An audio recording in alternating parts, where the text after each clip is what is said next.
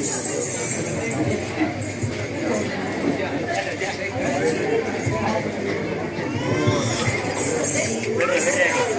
doctor. Yes.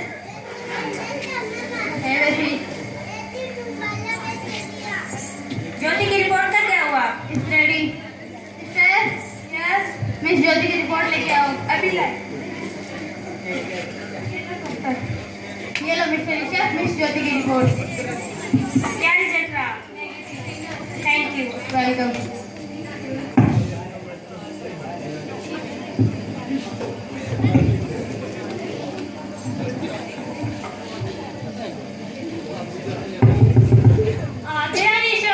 हाँ माँ. अंदर आ. क्या आया रिपोर्ट में?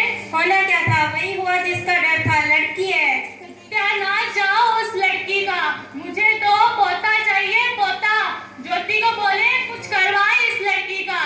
ज्योति, ओ ज्योति, कहाँ मर गई? हाँ.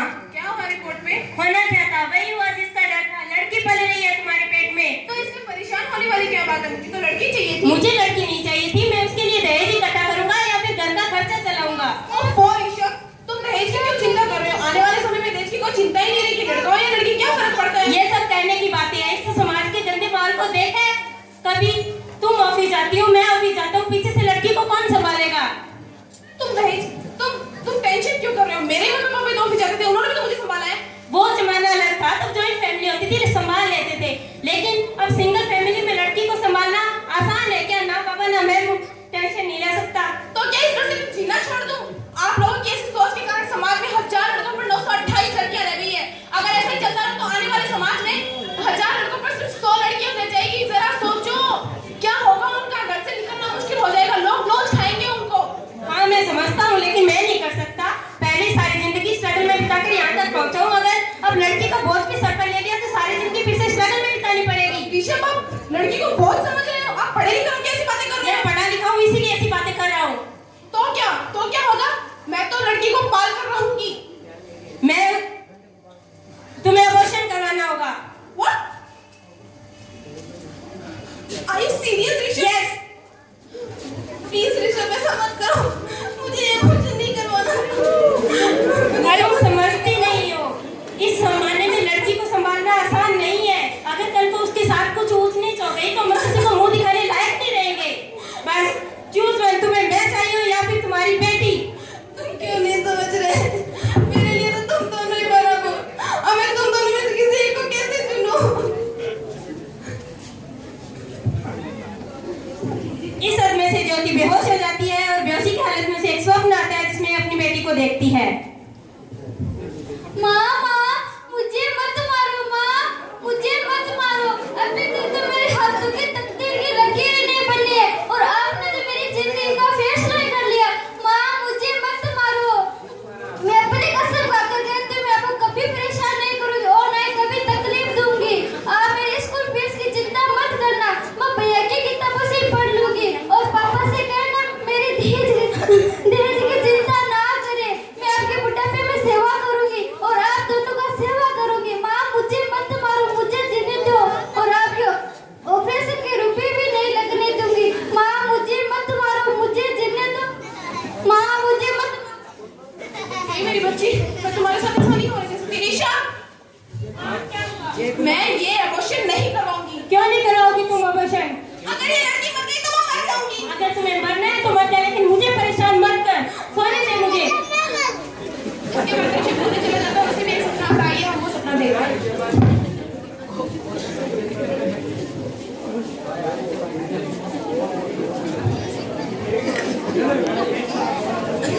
मैं बेटी हूँ, मुझे सम्मान दो. मैं पत्नी हूँ, साथ निभाऊंगी हर पल. मैं बहन हूँ, लाड रखूंगी. मैं माँ हूँ, वंश को संभाल लूंगी. मैं ईश्वर की संपूर्ण सृष्टि को बढ़ावा देने में भागीदार बनूंगी. अरे मैं तेरे आंगन की चिड़िया हूँ, छू लेने दो आसमान को. बिन हिम्मत है हम में, बिन पंखों के भी उड़ जाएंगे. माँ हमें मत रोको. माँ हमें मत रोको. माँ हमें मत रोको.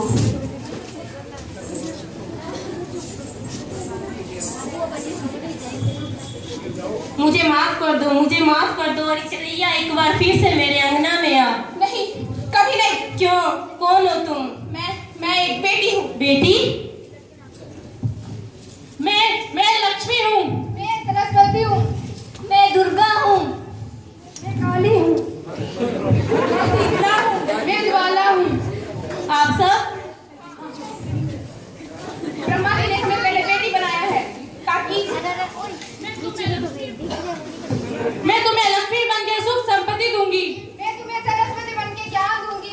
मैं दुर्गा बन के तुम्हें शक्ति दूंगी। मैं काली बन के तुम्हारे दुखों को नाश कर दूंगी। मैं शीतला बन के तुम्हारे जीवन में शांति लाऊंगी। मैं ज्वाला बन के तुम्हारे जीवन में रोशन कर दूंगी। और मैं अन्नपूर्णा बनकर तुम्हारे जीवन में खुशहाली लाऊंगी। और तुमने क्या किया? हमें कोप में ही मार दिया। अरे हम तो यार तुम्हें कुछ देने ही आ रहे थे।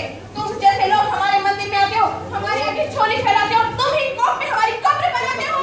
तुम जैसे लोगों को हमारे मंदिर में आने का कोई अधिकार नहीं। तुम जैसे लोग हमारे मंदिर आकर हमें चुन्नी चढ़ाते हो, तुम ही लोग हमारी कोप में कब्र बनाते हो। अब हम तुम्हारे घर कभी नहीं आएंगे, कभी हम तुम पर खुशियां नहीं दिखाएंगे। मुझे माफ कर दो, मैं इस समाज की गंदी हालत को देखकर मजबूर हो गया था। हालात को दोष मत दो। हालात एक दूसरे से गंदी सोच के लोगों ने बनाए। अगर तुम्हारी माँ को मार दिया तो तुम्हें जन्म कौन देता? अगर तुम्हारी बहन को मार दिया तुम्हें राखी कौन बांधता? अगर तुम्हारी बीवी को मार दिया तो तुम शादी किससे करते? अरे इतना ही डर था तो तुम खुद मरते। हमें क्यों मारा? बेटे के लालच में, क्योंकि बेटा वंश को बढ़ाता है। बेटा वंश होता है तो बेटी अंश होती है। बेटा मान होता है तो बेटी गुमान होती है। बेटा दवा होता है, बेटी दुआ होती है। बेटा गीत होता है तो बेटी संगीत होती है। बेटा भाग्य है तो बेटी भाग्य बिठाता है। और ये मत भूल, एक बेटा भी एक औरत की कोख से जन्म लेता और तूने उसी को कोख में मार दिया। आखिर क्या कसूर था हमारा? अरे एक घर को रोशन करता है बेटा तो दो घर को रोशन करती है बेटियां। अरे उसकी पूर्ति होती है बेटियां, नन्ही नन्ही कहानियों की तरह होती है बेटियां। फिर भी क्यों नहीं चाहिए बेटियां? क्या कसूर है बेटियों का? मुझे माफ कर दो, लेकिन मैं अब बेटियों को बचाऊंगा। अरे मैं क्या, ये सब बेटियों को बचाएंगे। मुझे माफ कर दो, मुझे माफ कर दो। अरे आप लोग बेटियों को बचा लोगे, लेकिन कल उन्हें दहेज की लालच में जला दोगे। अरे अगर हमें जिंदगी भर दुख ही देना है तो हम क्यों आए तुम्हारे घर? क्यों हम तुम पर खुशियां बरसाएं? आखिर क्या कसूर है बेटियों का? क्यों नहीं जीने देते बेटियों को? क्यों नहीं जीने देते बेटियों को?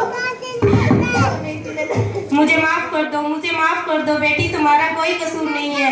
बेटी मैं तुम्हें नहीं मारूंगा। मुझे माफ कर दो, मुझे माफ कर दो।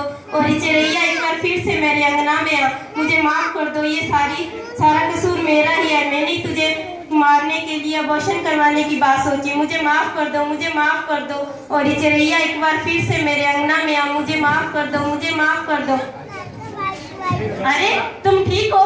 हाँ, मुझे क्या हुआ? लेकिन वो कहाँ है? कौन को? हमारी बेटी। हमारी बेटी? हाँ। तुम्हें तो बेटा चाहिए था ना? नहीं, लेकिन अब मैं समझ गया हूँ, बेटा और बेटी दोनों एक सिक्के के दो पहलू होते हैं। अगर हमें देश को आगे बढ़ाना है, उसे तरक्की के रास्ते पर लाना है, तो बेटियों को आगे बढ़ाना होगा, उसे आगे बढ़ाने होगा, उसे शिक्षा दिलानी होगी। और इसकी शुरुआत अब हम करेंगे। हम आगे लाएंगे, हम उन्हें पढ़ाएंगे। हम उन्हें पढ़ाएंगे, हम बचाएंगे बेटियों को।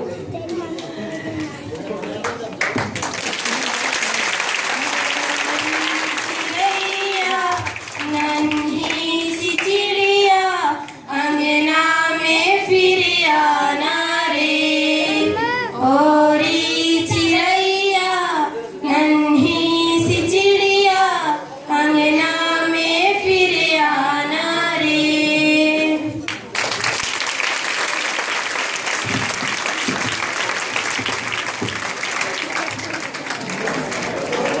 सामूहिक नाटक प्रतियोगिता का समापन